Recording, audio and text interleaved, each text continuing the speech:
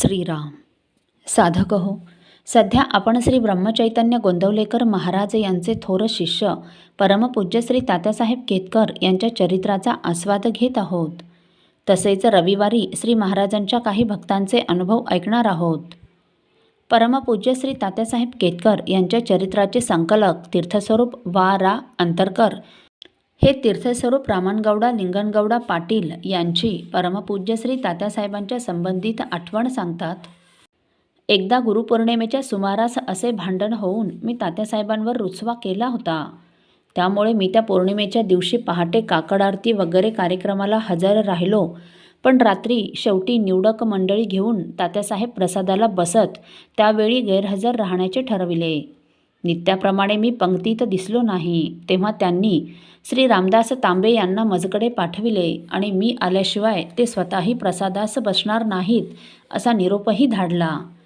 शेवटी हो ना करीत मी गेलो.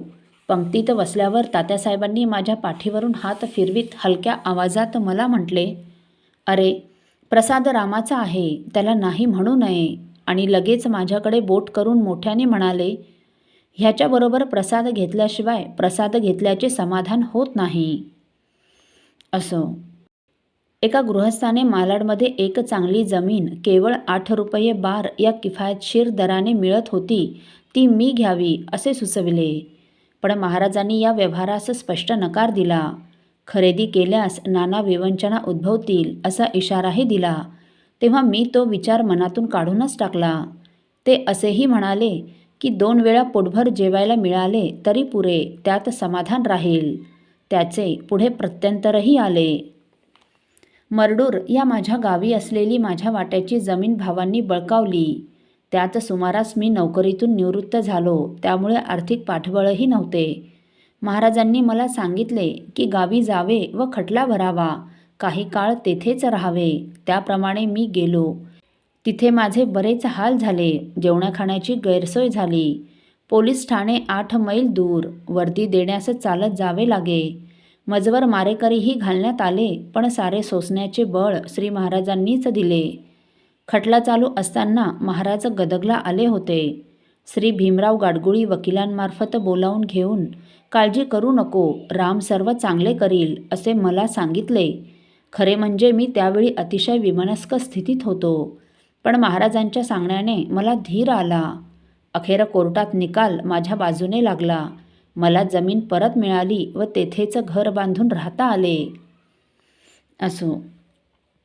तात्यासाहेबांचे देहनिर्वाण होण्यापूर्वी ते रुग्णालयात होते. त्यापूर्वीच मी रेल्वेचे तिकीट काढून गावी जाण्यासाठी आरक्षण केले होते. परंतु ते रुग्णालयात गेले तेव्हा काळजी वाटून मी त्यांना सांगितले की मी तिकीट रद्द करतो.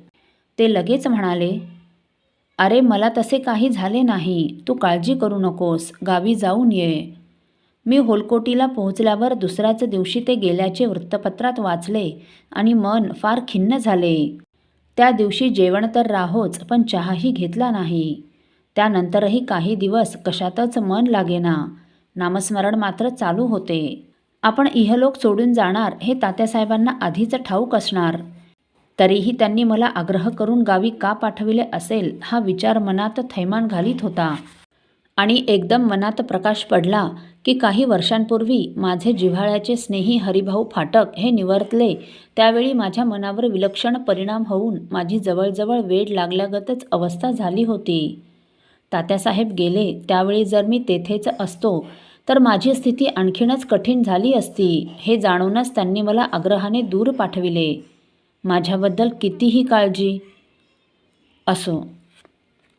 साधक हो, पुढील भागात आपण तीर्थस्वरूप डॉक्टर रामकृष्ण रामनगौडा पाटील यांची परमपूज्य श्री तात्यासाहेबांच्या संबंधित आठवण ऐकणार आहोत. श्रीराम समर्थ. आपल्यातील कोणा श्रींच्या भक्तांना श्रींचे काही अनुभव आले असतील तर कृपया आपण मला ते 9422843253 अथवा सुनील दादांच्या 9892608401 या व्हॉट्सअप नंबरवर कळवावेत अशी नम्र विनंती. श्रीराम समर्थ.